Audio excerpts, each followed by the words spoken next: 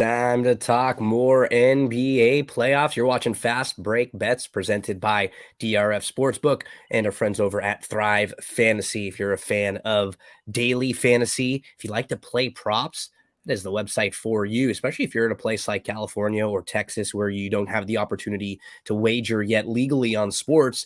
If you're someone who likes to play props, Erik and I talk a lot about props here, and we give out probably more props than we do even straight sides of games or totals. Last night, I was able to turn 20 into 100. Last night was a nice night for me, Erik. And we got the Harden under together on that. Crazy that 2 games in, the defending champs, they're down 0-2. This is the first time ever this group of guys together has been down 0-2, mainly because most of their journeys through the playoffs, they've been favored, right? So a lot of times they have home court advantage. They're able to get up 2-0. But it's a little different seeing them down 0-2, and who knows? Draymond might miss at least one game. Yeah, we don't know how that's going to play out. I personally think because of Draymond's history, he's probably going to get suspended.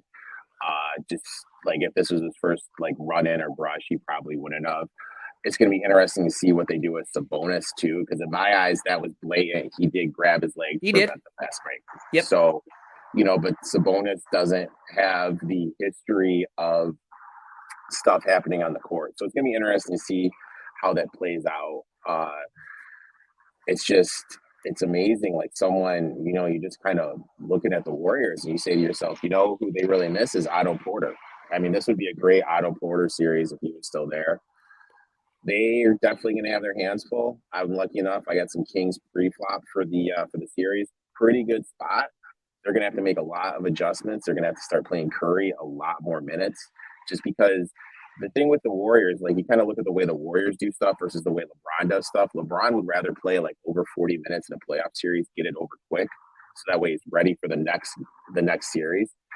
The way the Warriors do it is they want to keep their guys fresh and only play high 30s, mid 30s, so that way they're fresh throughout the playoffs. It's just two different ways to approach. But I think Curry's going to have to play 42 minutes. Clay's going to have to play in the 40s. Wiggins is going to have to play in the 40s for them to have any shot in this series. And one thing you really see in this particular matchup, because come playoff time now, it's all about matchups, right? Sort of what you do well versus what someone else does well or where they struggle. And for Sacramento, we talked about, how poor their defense is throughout a lot of the year, but where they really struggle defensively is guarding the paint and against bigs. And that's just not anything that Golden State has. They're not going to throw any type of big that's going to be any real offensive threat, right? Looney and Draymond, you don't worry about them at all offensively.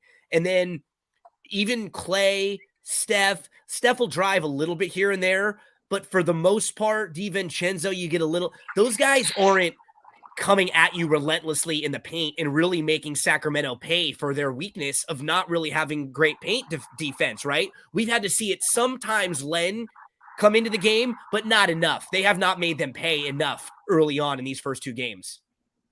Yeah, we're going to have to see what adjustment that Kerr's going to have to come up with something. Maybe it's play Kuminga a little bit more, play Moody because Moody's an offensive threat. He's definitely going to have to do something. For me personally, the highlight of the game was when Fox was mocking Poole for when Poole fell. You love, I know.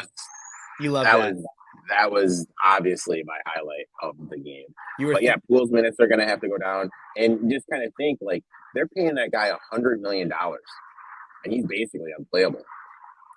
5 for 5 yesterday in Thrive Fantasy plays. Erik hit all 3 of his. I was 2 for 2 on mine. One of them was the Jordan Poole under on the assist there. And, again, it's all about matchups.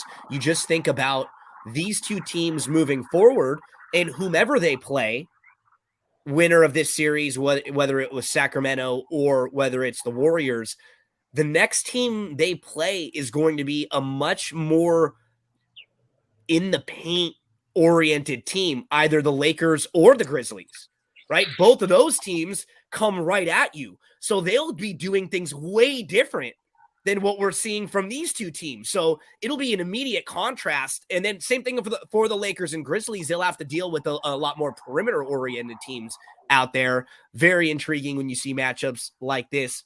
But Erik, let's dive into today. We have 3 games on today's slate. We're taking a look at DRF Sportsbook, and we're looking at the lines right now. So, Erik, first game that tips off at 7 Eastern, Atlanta and Boston. Boston, a 10-point favorite in this game, over under around 230.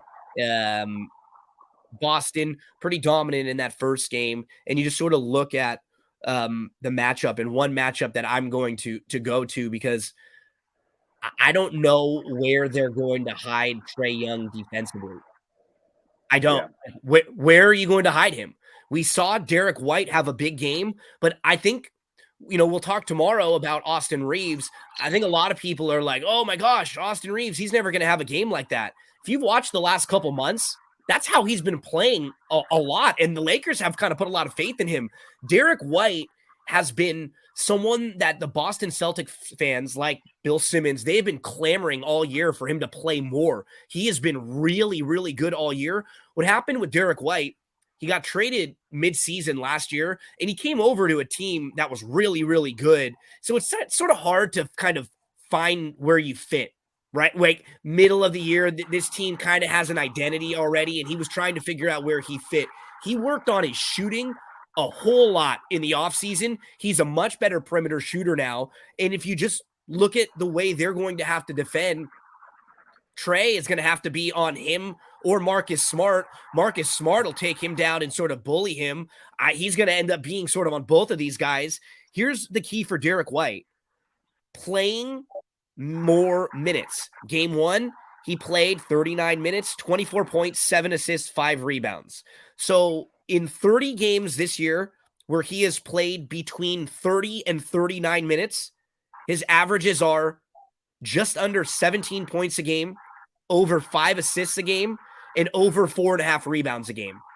And that's just because you give him more minutes. He's shooting 52% from the field and 44% from 3 in a 30-game sample size. He has 4 games where he went over 40 minutes, and he's averaged 23 plus points per game, 7 assists, and 4 rebounds in those 4 games. So I just think it's a good spot for him. I think this is probably one more game that he can get this before the number starts to really balloon up a little bit, because in this series, he'll have a really great matchup because they're not going to let Trae's not going to come off the court, right?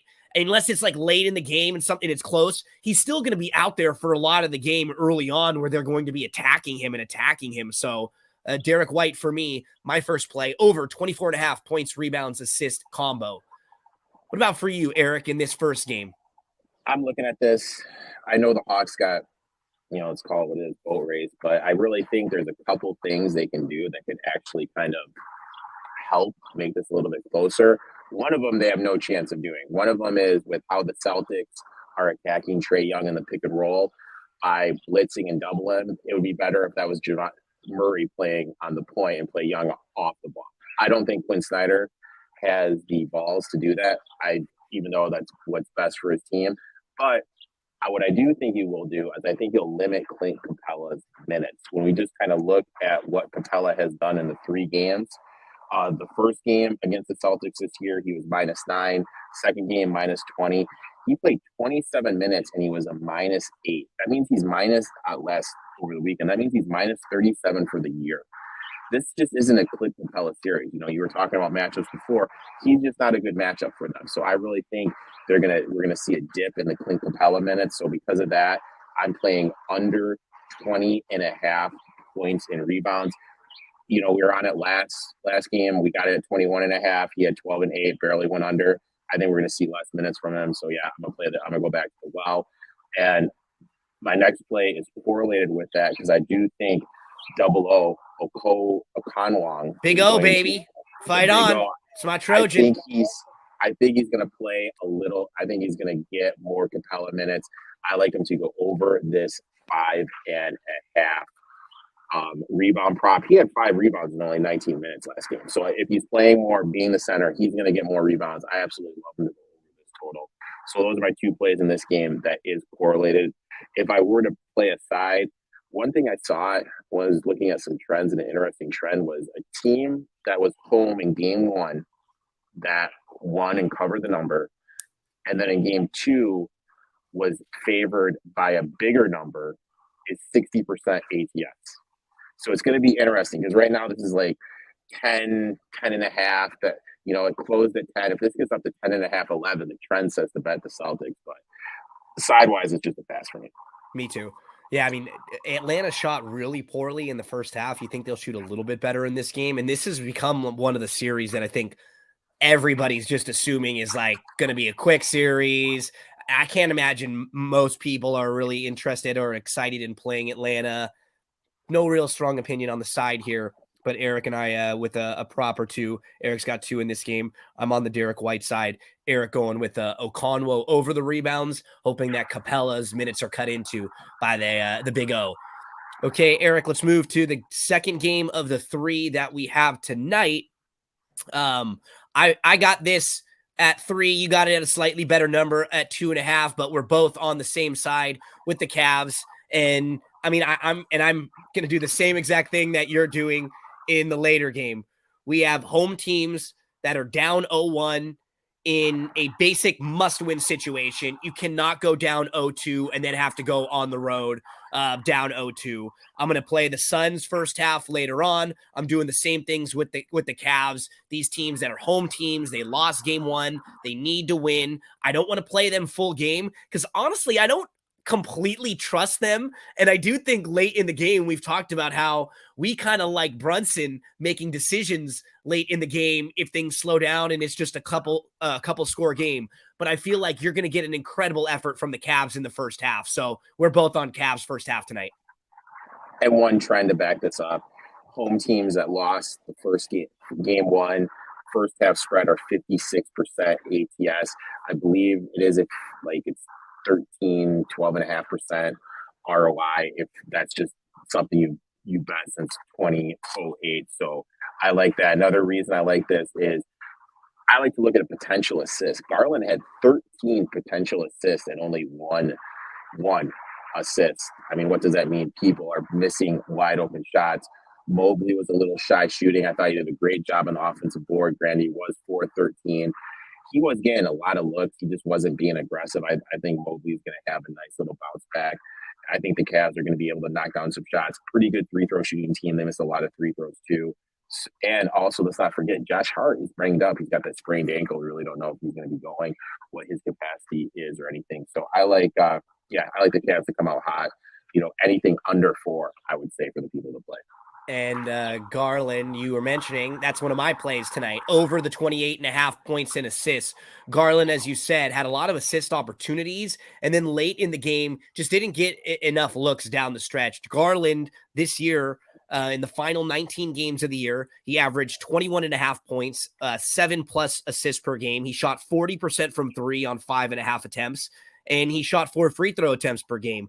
In the full year, those are about his numbers. His numbers overall are actually even a little better than that. 21.6 points, 7.8 assists on the year. So I think he's going to be in the 30 range or so for this tonight. I really expect it to be an aggressive night for Garland early.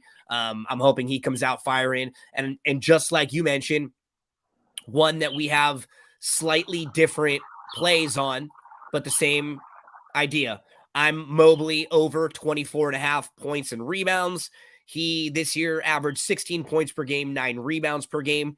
He was in double figures in 28 straight games before the last game of the year when he only played 12 minutes in that game. And in game 1, he shot 4 of 13 and only had 8 points. If you're just playing what he normally is and what he normally does, he missed some shots. He seemed a little bit anxious and a little bit nervous. And some of these guys, they settle back in after that first game. I expect that for him tonight. And it looks like you do too. You just went the whole full combo, points, rebounds, and assists. Yeah, to kind of piggyback, I rewatched that game last night. This morning when I was working out. And the one thing that stood out to me was how the Knicks played Mitchell versus Garland. When Mitchell would go in the pick and roll, they just kind of dropped back. We're just like, hey, you know what? Shoot the 3. We're going to give you the 3. Go for the look. When Garland was in the pick and roll, they kind of blitzed him and forced him to make a quick pass to an open shooter. So I do love your play. They usually run the Garland pick and roll with Mobley. If they do that, that's going to lead to Mobley some dives to the basket, some open couple jump assists. shots. Yep. Yeah, and it'll lead to him getting some assists if you blitz him. Just to kind of piggyback, he had a lot of open looks. He's due for some shot regression per shot quality. And I think he can get some assists too, just when they do blitz Garland. Garland gives it to him, they roll someone at him, and he can hit Allen underneath. So, yeah, I like him over the 26.5 points, rebounds, and assists. Erik's got the over on the combo. We both I have got the one. Cavs on the first half, and you have something else in this game too? Yeah, I have Isaac Oh, yeah, Okoro yeah. Okay, awesome. over 10.5 points, rebounds, and assists. One of the sites I like to use is NBA Popcorn Machine. It just kind of shows you the plus minuses of the different lineups and the plus minuses of the players. He only played 22 minutes. They were a +6 with him on the court, a -10 with him out. I understand, he does struggle from three, and that's why Bickerstaff did bench him. But just athletically, defensively, he brings way more to the table You than needed him Wade, late. He couldn't be. It was Levert, yeah, Osman having to guard Brunson late in that Osman, game, yeah. right? He just brings way more. And I mean, with it being such a low total, 10.5, and I'm getting even money, I think he's going to be playing close to 30 minutes a game if Bickerstaff has a clue. I mean, this is going to be a big Bickerstaff game because he got thoroughly outcoached by Tibbs in that first game. And he's got to, with the way their team is built, late in the game, the way that Mitchell plays, whether or not you love Mitchell, Mitchell is not scared of the moment late. Garland should be able to get involved there late. You can get Mobley involved there also. They should have enough offense late in the game with those three guys to get them a bucket where they can sacrifice a little bit of that offense having a Okoro out there, right? And the thing that really stood out to me about the Cavs is everyone talked about how deep they were. When you look at this team moving forward, getting past the Knicks, getting past the Heat or the Bucks, getting past the Sixers or the Celtics, I just don't think this team has enough playable pieces in a playoff series. They were 28th in bench scoring this year. Yeah. You just can't trust them. And they just don't have guys athletically. I mean, say what you want about Grant Williams. I'm not a big Grant Williams guy, but he's a pest. He's on the Celtics bench, and you can throw him out there. He can do some stuff. So I just don't think they have enough pieces to make this deep run everyone thought they would. So that's a look at game 2 of the 3 games tonight. This one starts at 7:30 Eastern, so this will start not long after that Atlanta-Boston game starts. Final game of 3 tonight, another game where the home team lost game 1 of the series as a pretty heavy favorite. I think game 1 was around, actually this same exact number, about 7.5. And Clippies won that game straight up. Just some incredible plays down the stretch from Russell Westbrook. He was 3 of 18, 3 of 19 shooting from the field. Couldn't hit anything. Wide open looks, threes, nothing. He was missing layups, a little too hard off the backboard. But he was playing so hard on defense, making everybody work, especially late in the game. There was one key play where he blocked Booker and then threw the ball off him out of bounds. And it was just like the full roller coaster of a Westbrook game for all of his faults. And I, as a Laker fan, saw many of them because he just didn't fit with their team. They didn't need a guy like Westbrook out there. They had enough guys who could sort of handle the ball and do some of the things he did. But for the Clippers, one of the things that we've always sort of had concerns about with the Clippers, like, they don't have a lot of passion in that locker room, right? Their leaders aren't very vocal. There's nobody when things start to go weird or wrong for them. Like, Kawhi is very quiet. Paul George has always been someone very quiet. The thing about Russ, he will turn the ball over and shoot you out of games, but he won that game for them late by making some big plays that no one else on their team was really like ready to go make. I don't know if he's going to come back and fire in this game, but shout out to him because he helped them win that game. He played great for how much he struggled offensively, and then for them to win with how bad he played says a lot about them. I think the key thing is if you watch the beginning of the game, what Lou did is Lou had Kawhi on Ayton and he put Zubac on Craig. and that allowed Zubac to kind of be that roam defender and kind of help out Help a a little lot. bit. It's going to be really interesting to see what the counter Monty Williams does for that. Do they look to put Craig in pick and rolls, get the switch with Zubac out on Chris Paul, out on Durant, out on Booker, et cetera, et cetera? I'll go back to the trend here. I'm going to play the trend. I'm Teams with you looking to too. bounce Same back, thing. 56% ATS. I'll play the first half. They can't go down. And who knows? How can I word this? Your goal is to win a game on the road. They won a game on the road. Like, Yep. how mentally are they going to kind of be like locked into it? I know that sounds crazy, but No, this isn't it's a Clippers team that really doesn't have that killer sense. You look at the players like in the league. I mean, who are the players in the league that really have this and are the alpha on their team that have that killer sense? LeBron. yeah. Who Let's compare this game to the game tomorrow that we'll talk about with the Lakers too. I think for the Lakers, sort of looking at the way that series is now, knowing that Memphis is already without Clark and Adams, and now Ja, even if he plays, he's going to be hurt a little bit. I think for them, they're looking like we could put our foot on their throat right now. And I'm not saying that we don't play that same trend tomorrow with Memphis first half, but I do think the situation's a little bit different for them because that might be a situation where they smell a little blood right now and they had an extra day off. They could have gathered and said, look, we really have an opportunity now to win this game and go up 2-0 and go home. It does feel a little different for the Clippers. Like, I do expect this to be a really good Suns game. But one thing to keep an eye too, just like we were saying with sort of like with the Kings and with the Warriors in particular, the Kings can drive a little bit more with guys like Monk and Fox. This team doesn't get into the paint all that much. And if you can take Ayton away, like Ayton is their paint presence, but they're fine shooting mid-range. That's what they want to do. Like Booker, Durant, Chris Paul, they're incredible mid-range. So they'll shoot a lot of mid-range there at you. They're not the type of team that's going to keep going at you. And sometimes it's hard to string games together like that when you're a lot of shooting. I like the Suns in this spot, though. Very big game for them, though. You said, just like with Cleveland, you can't go down 0-2. And if we just, one of my biggest takeaways from now, since we're knee deep into this, is the one team that came out and really, really handled their business that nobody is talking about. And maybe it's because the NBA just has no idea how to schedule them and put them at 10:30 at night on a Sunday. Denver Nuggets. I know. You know what I mean? They just kind of did their thing, boom, and if this is a long series and they get to rest up. And the one thing about Joker is I heard this interesting comment. What he's able to do is some guy will have success against him. And he, after 4 games, he'll kind of figure him out and what to do. And we kind of saw that happen with Ayton this year. And, that's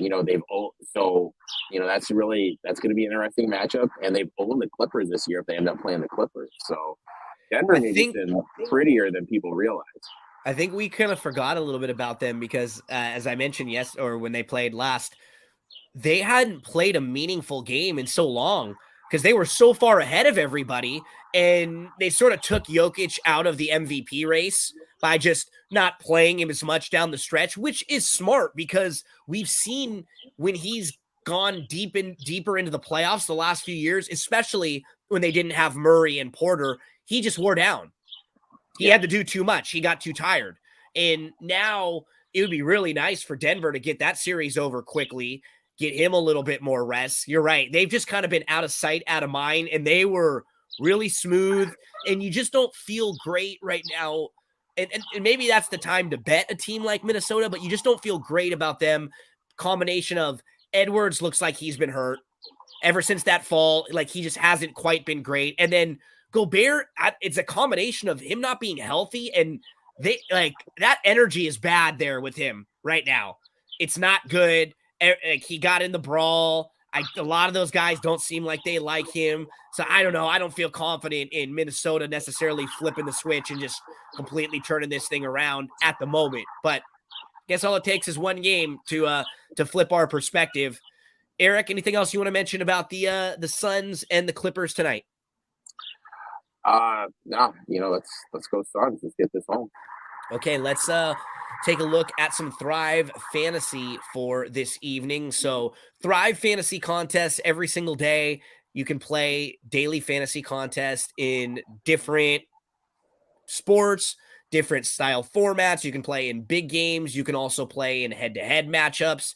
Erik, today, taking a look, there's a $20 NBA game that's $2,000 prizes. That's the format we've been seeing when we've been sort of promoting and previewing these contests. There's an MLB game, there's NHL games. You also have a smaller game. There's a $5 NBA game. If you just want to play in a $5, there's a $2 game also. So if you just have a few bucks, but you just want to have some action and you want to get a shot tonight to watch these games, you can also play in the prop lobby. And I actually have tonight, what I'm going to do is I'm going to share one of the parlays that I put together. Put together a parlay last night. You can check, and what's cool, you go right back into your history, and you can see last night I had Cam Johnson over the points rebounds. James Harden was the one you and I both had under, and Kevin Huerter, he got his 15th point, and then he got his 5th foul. And following that, he didn't come back in. So I got very lucky on that one. I got very lucky on the Sabonis one last night. Some nights you have bad beats. Other nights you get lucky just like that where things go your way. So I was able to cash that one last night. Now coming up today. When you do a parlay, how many legs do you need? Only 2. All right. So you only have to put 2 together. You can go between 2 and 5. So last night I put together a $20 parlay. It won 104. Tonight I'm going right back to it. 104 again if I can win. Here's my play, Erik. I'm going Derek White, points and assists over 19.5. We spoke about that one a little bit earlier. Derek White, 24.7 assists in game 1. He should have a lot of opportunities where Trey is guarding him. I think it could be a big night for him. Darius Garland, I went the full combo for Garland. Points, rebounds, assists. This is 30.5. So Garland, hopefully we can get a game for him tonight. 24, 7 rebounds, 7 assists, 4 rebounds, something just like that. Julius Randle, I thought his rebound number was a little bit low. It's only 8.5. And especially late in the game, like we saw with him, I think late in the game, the ball will be in Brunson's hand. You'll be able to get Randle to crash the boards and maybe even pick up an offensive rebound or two late when the ball's not in his hand. He's a really fierce rebounder too. So that's the little parlay I put together tonight. 3-player parlay, $20. Could pay me out 104 if it hits. So those are my props that I'm looking at. Erik, I know you've got a few in the contest tonight. So talk to us about the props that you're looking at in tonight's NBA contest. I did Clint Capella under the 1.5 blocks. Again, this is just a thing. I don't think he's going to get much playing time because of that. I'm going to play that also when you look what they did when Horford was in the game. They drew him away from the basket, even when Robert Woods was there. So I like Capella under the 1.5 blocks. Next one, I played Garland over the 6.5 assists. It just goes back to the 13 potential assists and only 1 assist. So he was giving people a look. They were just missing open looks. I expect the Cavs to knock down some shots, do for some positive shot regression. Last one. So Russell Westbrook's over under is 16.5, but in Thrive it's 20.5 for points. So I played the under absolutely 20.5 for points for Russell Westbrook. Yep. When you see the numbers where they're just a little off like that, and it's tilted a little bit, so you'd get more points if he went over. But I'm always going to try to get the best of the number, right? That's what especially when you're someone who plays as often as we do. That's why we're here. You're someone that plays consistently, someone that plays every day. You're looking for advantages. Where can you find your advantage? Well, here we find a difference of 4 points. So 4 points for only like 110 versus 90 on here. I think that's still fair value going with the Westbrook under. So Erik, couple plays for Erik in tonight's featured NBA contest. Remember, it costs you $20 to enter, $400 to the winner, and it actually pays out to the top 26 places. And there's only 115 entries in there. So, you only have to finish in that top 20% or so to get paid. First through 26th, you can win a couple $100 for finishing underneath. And, win $400 to take home the prize. Or you could jump in and play some props. You go to the prop lobby, and it's very simple. All you do once you go to the prop lobby, Erik was asking, how many props do you have to put together in order to make a wager? All you have to do is click 2 of them. You click Derek White, you go down. I don't think you can play 2 on the same team, though. That's the only trick. You can't play 2 from the same team. Then you go DeJounte Murray, and you submit. It'll ask you how much you want to wager. $10 2-teamer, get me back $32. And then you submit. Very, very simple to do so. And what's fun about that is, we in California, we in Texas don't have the opportunity to play sports legally. This is about as close as you can get right now, playing a parlay like this with a whole menu of prop options. Erik? I'm looking at it right now, and one of them is Durant over half a point. So they're giving you a free square. Yeah. In the prop lobby. Yep. So give it a look tonight. Erik, anything else you want to mention before we get out of here, buddy? We'll be back tomorrow, 5 p.m. Eastern time, Monday through Friday, 5 p.m. Eastern time, Saturday, Sunday, noon Eastern, 9 a.m. Pacific time. And this is sort of the format for our show now. We've had about a week or so of it. We'll always preview all the games. We'll give you some of our thoughts. Even if we don't have very many wagers in the game, we'll always give you a little analysis and how we think it's going to unfold. So just quickly overall today, you lean Boston taking it up 2-0 in that game? Yeah. I on the straight up winning. It's not even talking about all the lines or anything. And then I think I'd lean Cleveland getting even, tying it up 1-1. I hope. We played the first half. I'm hoping they just use and attack some of the things that we discussed. A little more Garland, a little more Mobley, get them involved a little more, and Okoro on the court late to help with the defense. Yeah, I mean, the fact he wasn't played, absolutely. I'm dumbfounded still that he wasn't out there more. And then tonight, game 2, the Clippers and Phoenix. We both played Phoenix in the first half. And again, I feel like for the Clippers, probably very content that they got that first game. Not like they're going to come in here and lay down, but just expecting a much more spirited effort from Phoenix. So I do think all 3 of the home teams and the Chalks will get the job done tonight. I'm not necessarily telling you to lay those numbers. We played the first half in 2 of those games because you get a little bit better numbers there, and we think we can expect a for sure better effort in the first half. You think the Suns get the job done? I think the Suns get the job done. If the Suns don't get the job done, they're going to be looking for a new coach next year. I'll tell you what, Absolutely. If they don't get out of the first round, they're going to be looking for a new coach, and there's going to be a whole lot of turnover in Phoenix. Unfortunately, even with a team that's brand new like this, somebody becomes the scapegoat if you don't at least win a round or 2. If you get through a round and then you get through one more, or maybe you lose to Denver, you can talk yourself into saying, okay, we won a round, then we ran into the number 1 seed. We still only had Durant for like 10 games before the playoffs started. But if they get out here after knowing that this coach and Chris Paul and Booker have had other bad playoff exits, right? They've had chances the last few years where their road was very good and they didn't get the job done. So something's got to give if they end up flaming out. And it's amazing how quickly things change, because we're talking about could they flame out, but they have a great game tonight. It's 1-1 and they feel like they're right in it. If not 0-2, you're in some serious trouble. We will be back tomorrow, folks, 5 p.m. Eastern time. Thanks so much for hanging out with us on Fast Break Bets. Remember, Thrive Fantasy every single day. You can play and get involved just like this. And what I really like, sometimes you have a bad day or you're in between making deposits. You only have a couple bucks left on your account. You play little $2 parlays, and try to build your bankroll up. And you're not taking away from your bankroll. You're not really hurting yourself that much. You get an opportunity to have a little fun. You have a little action on some of these games. Don't forget, use that promo code GINO and just deposit anything between $25 and $250, and you'll get that match deposit bonus. Good luck to you, my friend. Hopefully you can go 3 for 3 on your Thrive plays again tonight like you did last night. We'll look to have another good night tonight with our wagers. Get to DRF Sportsbook if you're anywhere in Iowa and you want to play along, and we'll see you again tomorrow.